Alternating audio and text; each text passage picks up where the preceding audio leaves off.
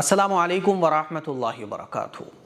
آج میں آپ لوگوں کے ساتھ اپنا ایک ایسا واقعہ شیئر کرنے جا رہا ہوں جو آپ لوگوں کے ساتھ بھی پیش آتا رہتا ہوگا، لیکن ہم لوگ توجہ نہیں دے پاتے ہیں۔ اسی لیے یہ واقعہ سنا کر میں آپ لوگوں کی کچھ خاص چیزوں کی طرف توجہ دلانا چاہتا ہوں۔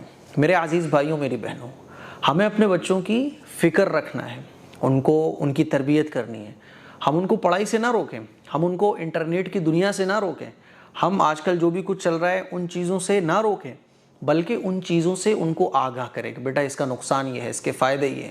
اسی کو رسول اللہ صلی اللہ علیہ وسلم نے تربیت بچوں کی کرو، حدیث کے اندر یہ ذکر فرمایا ہے کہ بچوں کی تربیت کرو۔ تربیت کا مطلب یہ ہوتا ہے کہ بچوں کو یہ تو پتہ ہو کہ اس کا نفع یہ ہے، اس کا نقصان یہ ہے، تو وہ نفع تو حاصل کریں اور نقصان سے بچنے کی کوشش کریں۔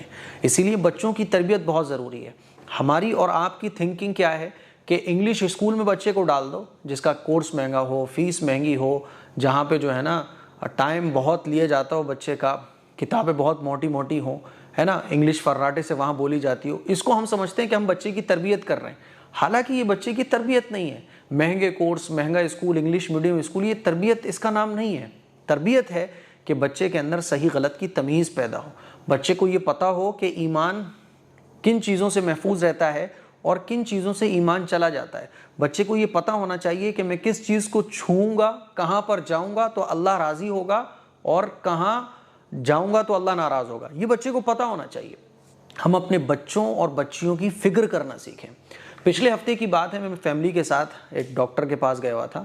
ڈاکٹر سے فارغ ہونے کے بعد گرمی زیادہ تھی تو کچھ کھانے پینے کی ضرورت پیش آئی، تو ایک فیملی ریسٹورنٹ تھا، ہم وہاں داخل ہو گئے۔ ریسٹورنٹ میں جب ہم پہنچے تو خالی تھا، وہ کوئی بھی نہیں تھا۔ تو ہماری ٹیبل چھوڑ کر 2 ٹیبل آگے ایک برقعے میں کوئی لڑکی بیٹھی ہوئی تھی، 2 لڑکیاں بغیر برقعے کے بیٹھی ہوئی تھیں، اور ان کے ساتھ 2 لڑکے تھے۔ اور پھر جو ہنسی گلہ وہاں چل رہا تھا نا، تو کھانے پہ تو میرا مائنڈ کم تھا، ان لوگوں پر میرا مائنڈ زیادہ تھا، کیونکہ میں جو ہے نا، وہ ایک عالم جو ہوتا ہے نا، ایک عالم ہو یا ایک کوئی دانشور ہو، یا جس کے اندر تھوڑی سی فکر ہو، لوگوں کی فکر ہو، غلط چیزوں کی فکر ہو، معاشرے کی فکر ہو، تو وہ ان چیزوں کو آبزرو کرتا ہے، وہ ان چیزوں کو کیچ کرتا ہے۔ میری بھی کچھ عادت اسی طرح کی ہے، یہاں تک کہ میں اپنی غلطیوں پر بھی نگاہ کرتا ہوں کہ یار مجھ سے کہاں غلطی ہوتی ہے، میرے اندر کہاں کون سی کمی ہے۔ یہ ہم سب لوگوں کے اندر فکر ہونا بھی چاہیے۔ تو وہاں فیملی کے ساتھ میں ضرور تھا، لیکن میرا پورا مائنڈ ادھر ہی تھا۔ ایک جو برقعے میں لڑکی آئی ہوئی تھی، وہ ایک ٹیبل پر بیٹھی ہوئی تھی، اس کے ساتھ میں تھی غالباً 2 بغیر برقعے کے، وہ ادھر بیٹھی ہوئی تھی، اور ہنسی گلہ 2 لڑکوں کے ساتھ خوب چل رہا تھا وہاں۔ یہ واقعہ ایسا ہے کہ آپ لوگ یہی کمنٹ کرو گے مفتی صاحب ایسے واقعے تو روزانہ عام ہے ہماری زندگی میں۔ یہی میں آپ لوگوں کو سمجھانا چاہتا ہوں کہ یہ چیزیں اور یہ برائیاں ہمارے معاشرے میں اتنی عام ہو گئی ہیں کہ اب ہم ان چیزوں کی طرف توجہ بھی نہیں دیتے، حالانکہ توجہ دینا چاہیے۔ پھر کیا ہوتا ہے کہ یہ ہنسی گلہ چل رہا ہوتا ہے، کھانے پینے کا دور ان لوگوں کا آپس میں چل رہا ہوتا ہے، پھر جو ہے نا کال آتا ہے، غالباً کسی لڑکی کے گھر سے کال آتا ہے، تو وہ لڑکی جو ہے نا کال ریسیو کر کے بولتی ہے کہ ابھی میں جو ہے نا وہ کوچنگ میں ہوں، کالج میں ہوں، اس طرح سے وہ جو ہے نا بولتی ہے اپنے گھر والوں کو میں یہاں ہوں، اسی لیے آدھے گھنٹے میں گھر پہنچ جاؤں گی۔ پھر آپس میں بات چیت چلتی ہے کہ جلدی چلو، گھر سے فون آ گیا، تو پھر آپس میں ہنسی گلہ خوب دیر تک چلتا ہے نا۔ اس کے بعد پھر وہ لوگ چلے جاتے ہیں۔ اس طرح کا واقعہ اور اس طرح کے واقعات روزانہ جب بھی ہم کسی ریسٹورنٹ میں جاتے ہیں، آپ لوگ بھی جاتے ہوگے، کہیں پہ آپ کھانا کھانے کے لیے روکے، یہ عام ہو چکا ہے، اتنا عام ہو چکا ہے، اتنا عام ہو چکا ہے کہ ہم دیکھ کر اب فکر بھی نہیں کرتے۔ میرے عزیز بھائیوں، میری بہنوں، ہمیں اپنی بچیوں کی فکر رکھنا چاہیے۔ اب تو نیٹ کا زمانہ ہے، آپ کال کر کے اپنی بچیوں کو بول سکتے ہو بیٹا کہاں پر بیٹھی ہو، ٹائم ہو گیا تمہاری کوچنگ کا، تم ابھی تک کیوں نہیں آئی۔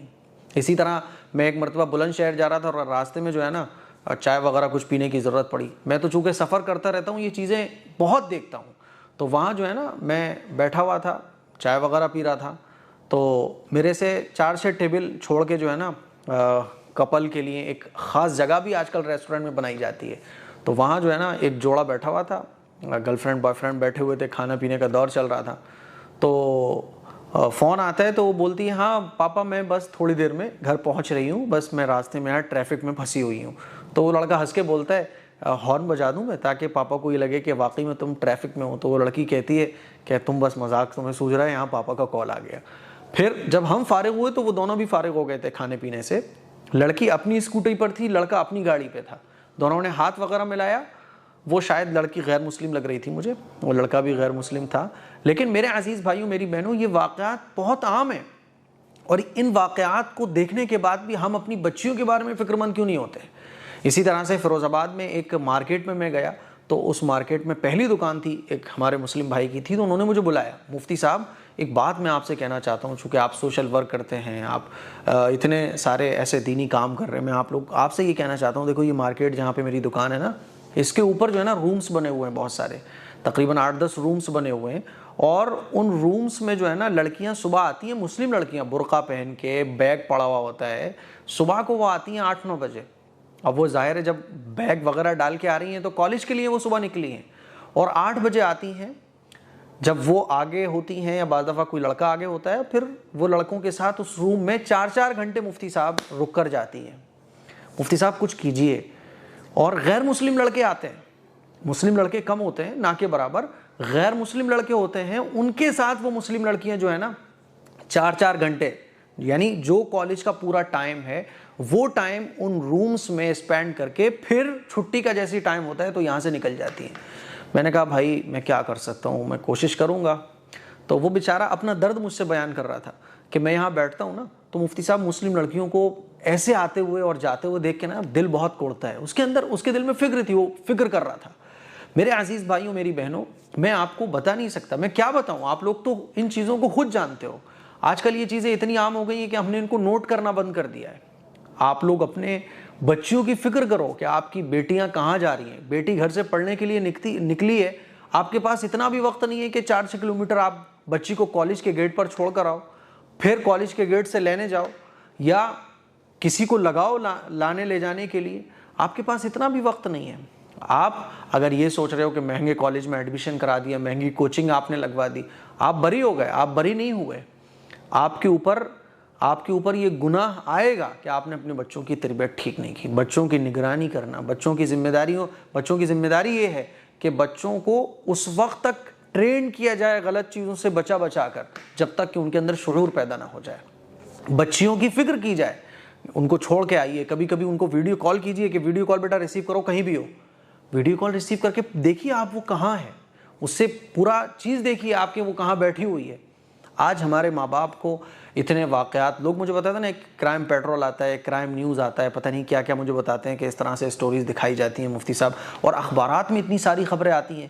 اتنا سب کچھ دیکھنے کے بعد بھی آخر ماں باپ نے، بھائیوں نے، گھر کے بڑوں نے اپنی آنکھوں کو کیوں بند کر رکھا ہے؟ افسوس ہوتا ہے. ہمارے شہر فیروز آباد کے ایک حاجی علی صاحب ہیں جو معاشرے کو سدھارنے کے لیے بڑی فکر رکھتے ہیں. وہ ایک دن ہمارے اسٹوڈیو میں آئے تھے تو بتا رہے تھے کہ ایک ایسا ایریا ہے کالج سے تھوڑا دور ہے جہاں کوئی نہیں جاتا، سنسان ایریا، بس درخت وغیرہ لگے ہوئے ہیں، تو وہاں مسلم لڑکیاں غیر مسلم لڑکوں کے ساتھ ٹہلتی ہوئی نظر آتی ہیں. وہ مجھے بتا رہے تھے، ہمارے والد صاحب کو بتا رہے تھے کہ بہت ساری لڑکیاں ٹہل رہی. تو میں نے ایک پرچون کی دکان والا اس سے پوچھا کہ بھائی کیا بات ہے، یہاں کے کالج ہے اور یہ مسلم لڑکیاں یہاں کیوں ٹہل رہی ہیں؟ تو اس نے کہا بھیا آپ ہی دیکھ لو کیوں ٹہل رہی ہیں، یہ بھی کوئی پوچھنے والی بات ہے، اتنی بات تو بچہ بھی سمجھ جاتا ہے. لیکن ہم یہ سب کچھ دیکھ رہے ہیں لیکن اپنی بچیوں کے بارے میں فکر مند کیوں نہیں ہو رہے ہیں؟ اور میں ان بچیوں سے کہنا چاہتا ہوں جنہوں نے ماں باپ کو دھوکہ دے کر، ماں باپ کے ساتھ فراڈ کر کے، ماں باپ کے اعتماد اور یقین پر بٹا لگا کے اس طرح کے جو کام کر رہی ہیں، وہ یہ سوچتی ہیں کہ دنیا اور آخرت میں سکون کی زندگی پالیں گی. نہیں پا پائیں گی. اللہ کو ناراض کر کے آپ زندگی میں کبھی بھی سکون نہیں پا سکتی، اور دنیا میں تو سکون نہیں ملے گا، اللہ کو ناراض کر کے قبر میں بھی آپ کو سکون نہیں ملے گا. اسی لیے میں گزارش کرنا چاہتا ہوں کہ خدا کے لیے یہ ریسٹورنٹ میں لڑکوں کے ساتھ جانا اور کالج کے نام پر گھر سے نکلنا، پھر رومز میں 4-4 گھنٹے اسپینڈ کرنا، باغوں میں ٹہلنا اور بوائے فرینڈ کے ساتھ نکل جانا، یہ اللہ کے ساتھ بھی دھوکہ ہے، ماں باپ کے ساتھ بھی دھوکہ ہے، اور جو لوگ بھی آپ پر اعتماد کرتے ہیں ان کے ساتھ دھوکہ ہے. تو یہ واقعہ تھا، اور یہ واقعہ سنانے کے بعد کچھ چیزوں کی طرف جو توجہ دلانی تھی، مجھے امید ہے کہ میں نے آپ لوگوں کی توجہ دلا دی ہے. اب آپ لوگ تھوڑی سی آنکھوں کو کھولیے اور ذمہ داری کا احساس کیجیے، بچوں کی تربیت کیجیے. دعاؤں کی گزارش ہے. السلام علیکم ورحمۃ اللہ وبرکاتہ.